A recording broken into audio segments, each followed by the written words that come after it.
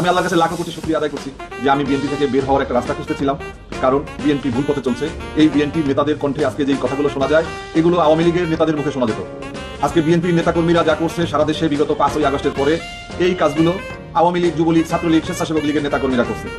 আজকে আওয়ামী লীগের এক একটা এমপি প্রার্থী সন্ত্রাস, মাদকের গডফাদার। আজকে বিভিন্ন জায়গায় চাঁদাবাজি হচ্ছে তাদের নেতৃত্বে। আমরা দেখেছি এক প্রার্থী বলেছে যে নির্বাচনটা পর্যন্ত অন্তত তোমরা শান্ত থাকো, তারপরে কি হবে, নির্বাচনের পরে যদি ক্ষমতায় যায় তারপরে তারা এটার পরিমাণ কত গুণে বাড়িয়ে দিবে, এটা একমাত্র আল্লাহ রাব্বুল আলামিন জানে।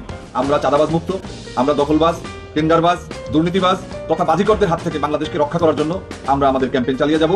আমরা মনে করি যে বাংলাদেশের জনগণ বিগত 54 বছরে এখানে 4বার বিএনপিকে ক্ষমতায় দেখেছে, 9 বছর হোসাইন মোহাম্মদ এরশাদকে ক্ষমতায় দেখেছে, এবং এখানে আওয়ামী লীগও বারবার ক্ষমতায় এসেছে। এখন সময় এসেছে মানুষের ভোট যদি তারা দিতে পারে, তারা যারা ইসলামের পক্ষে, মানুষের পক্ষে, চাঁদাবাজের বিরুদ্ধে, দখলদারদের বিরুদ্ধে যারা ভূমিকা রাখতে পারবে, যারা নিরাপদ আশ্রয়স্থল, জনগণ তাদেরকে বেছে নেবে।